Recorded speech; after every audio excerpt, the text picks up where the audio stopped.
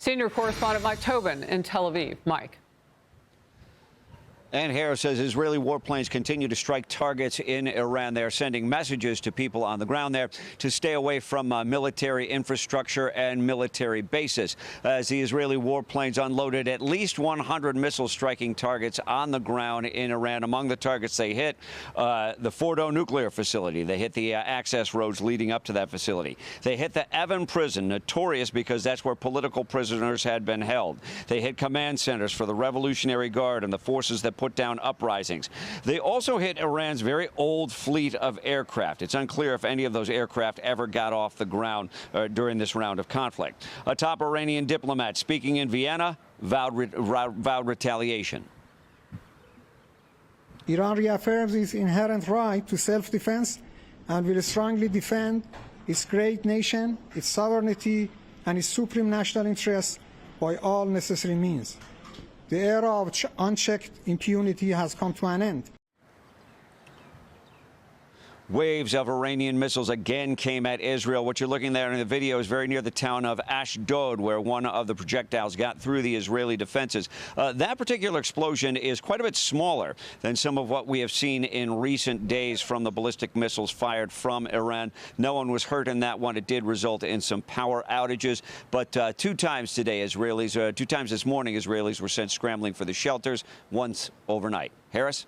Mike, this is something we're learning, and it's a short while ago the IDF hit military sites belonging to Hezbollah. That's up in Lebanon, of course, containing rocket and missile launchers along with weapon storage facilities north of the Litani River in Lebanon. Look, I bring this up. It's breaking just moments ago, in part to get to the wider point of Israel is fighting on several fronts and, of course, still in Gaza. But let's focus on Lebanon, because that would be a direct violation, so it's being reported, to the agreements that have been made between Lebanon and Israel. Well, also, if you think back to the agreement that ended the 2006 Lebanon war, or Hezbollah war, that's UN Agreement 1701 that said that Hezbollah cannot arm themselves south of the Litani River. This strike was north of the Litani River, and there's a pretty clear indication that the Israelis aren't going to stand for any threats that are close to their border. And the one thing that Hezbollah showed in this last conflict is they could project their firepower from north of the Litani River. Mike Tobin, great reporting as always. Thank you. In focus now, Danny Danon, Israel's ambassador to the United States. Great to see you. Thank you for having me, Harris. Let's get into the conflict right now that is multifaceted, and Israel being in the middle of this and still striking Iran. Just lay the groundwork for me. So we are fighting multiple fronts, like you mentioned. You know, we're still fighting in Gaza. We have 50 hostages in captivity. We were able to retrieve 3 bodies over the weekend, and we brought them to burial in Israel. But we still have 50 hostages, and we assume 20 are alive. At the same time, we see what's happening in Lebanon. Hezbollah is not engaged against Israel. But when we see that they're preparing something, we take... You take that seriously, We take it very seriously, and we take preemptive attacks. So, and with Iran, that's the major task today of the IDF. You know, mainly the Air Force and the intelligence are very busy, continue to degrade the capabilities of Iran.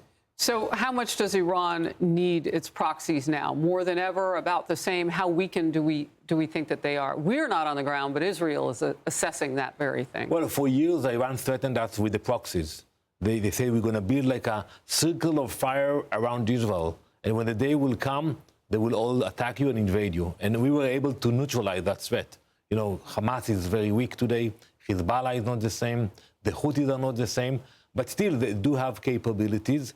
But I think today they saw what we did in Iran, which was remarkable. They saw the attack of the U.S., which was stunning.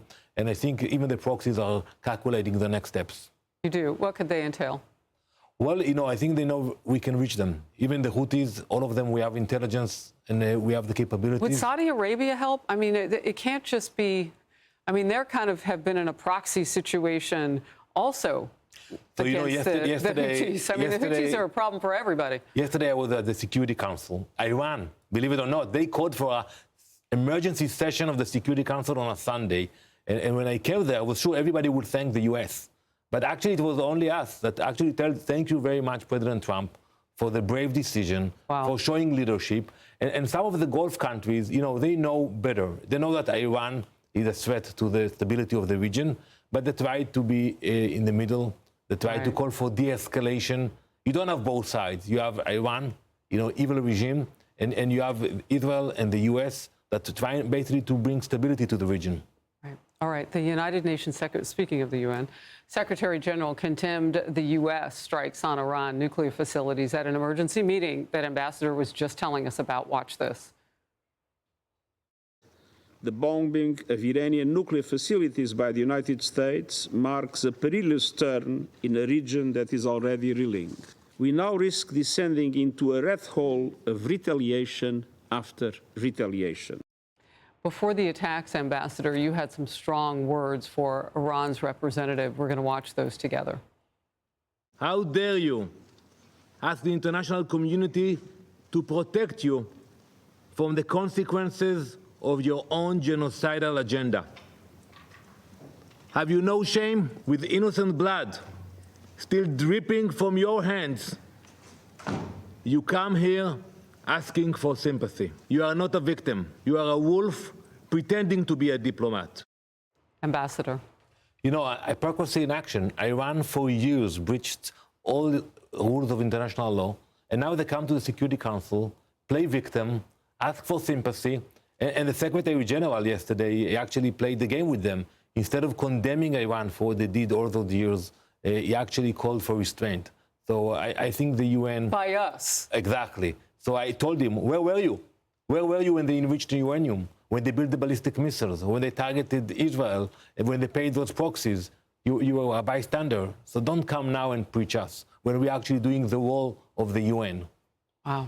And I know that was a spicy meeting. And we didn't get the dribs and drabs that you're giving us now, like the big push. It sounds like they're really weakened and desperate if they're going to call a meeting like that and then find out they don't have friends in the room. Well, he sent 6 letters, and every day he's calling for a meeting. It will not help them.